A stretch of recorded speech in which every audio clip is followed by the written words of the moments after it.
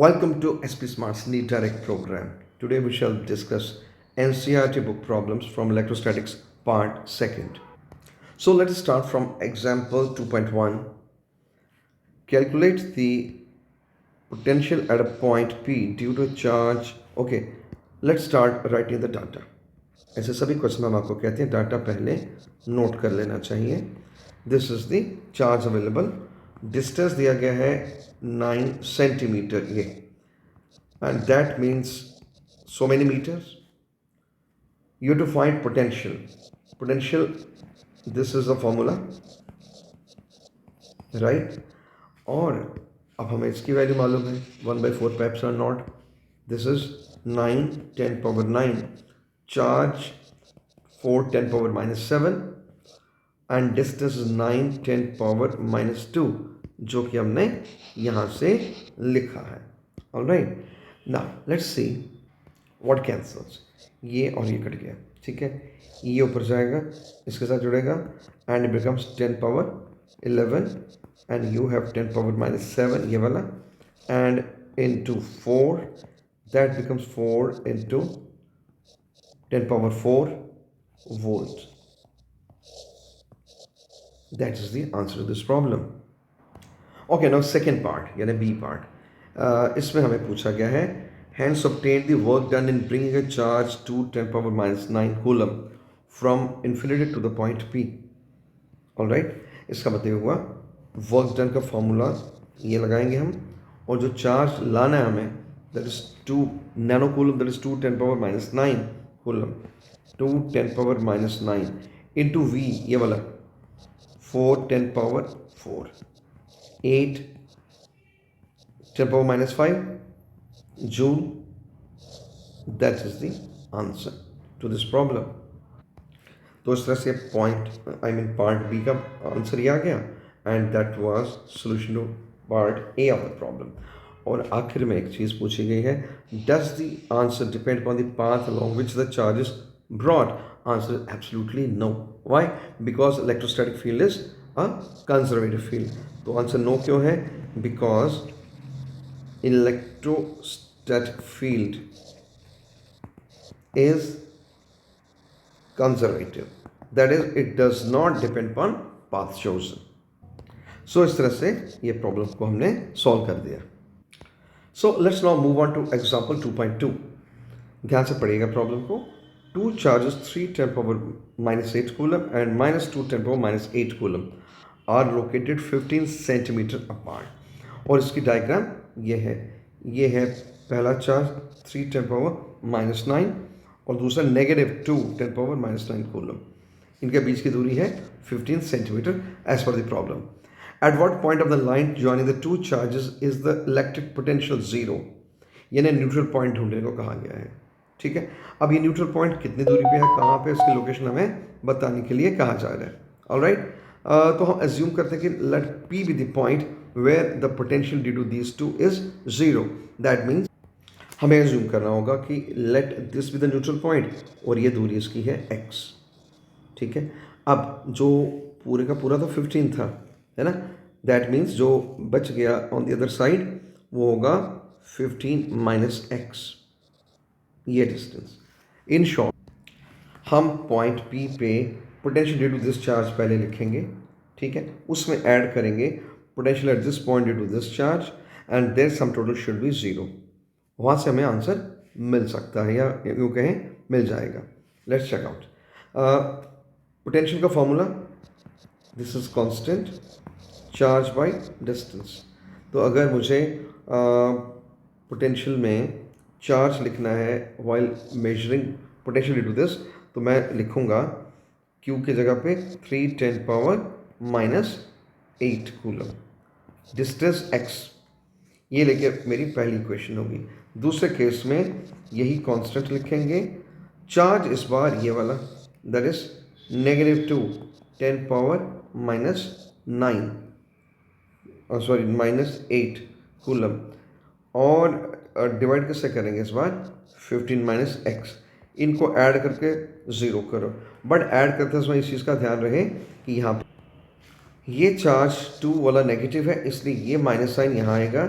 So this minus this should be 0। यहाँ से आप x निकालें और वही हमारा आंसर होगा। तो देख लें, ये कांस्टेंट ले लिया, ये 3 वाला चार्ज अपॉन डिस्टेंस, ये सेंटीमीटर दे रहे हैं, हमें मीटर में कन्वर्ट करना ही था। दूसरी तरफ नेगेटिव वाला क्यूब, ये बोला मैंने 2 वाला, डिवाइड बाय दिस। बस इसको आप सिंप्लीफाई करें और आगे चल के x आ जाता है 9 सेंटीमीटर। ठीक है, तो हम कहेंगे कि यहाँ से 9 सेंटीमीटर की दूरी पे न्यूट्रल पॉइंट है, यानी यहाँ पे पोटेंशियल 0 है। और इधर से देखना हो तो 15 में से 9 माइनस करो, 6 सेंटीमीटर। तो चार्ज जो नेगेटिव वाला चार्ज है वो वहाँ से डिस्टेंस 6 सेंटीमीटर, जो पॉजिटिव चार्ज है वहाँ से distance 9 centimetre. So at such a location potential will be 0. So in other words, P, the neutral point, lies 9 centimeter from charge 3 10 power minus 8 coulomb and 6 centimeter from charge negative 2 10 power minus 8 coulomb. Okay, now let's move on to question 2.10. 900 picofarad capacitor charged by 100 volt. यानी यहाँ पे हम ये बात लिख सकते हैं कि कैपेसिटेंस इसकी है 900 पिको, 10 पावर माइनस 12 को बोलते हैं, राइट, इतने फेरेड्स। एंड व्हाट एल्स, वोल्टेज दी गई है 100 volt. How much electrostatic energy stored by the capacitor, बहुत सिंपल है, energy is half CV², that is half C 10 power minus 10 हो जाएगा अगर इसको हम सिंप्लीफाई करें, है ना, इनटू ये 10 स्क्वायर है, इसका स्क्वायर ओवरऑल करना है बिकॉज हाफ CV² है, it becomes half 9 10 power minus 10 plus 4। ये हम यहाँ से कर रहे हैं 10 पावर माइनस 10 और ये 10 पावर 4 पॉजिटिव यहाँ से किया हमने, और 9/2 becomes 4.5 10 power minus 6 joule. So this is the energy stored in this capacitor. Alright, तो हमने नोट कर लिया कि ये एनर्जी है स्टोर्ड बाय दिस कैपेसिटर।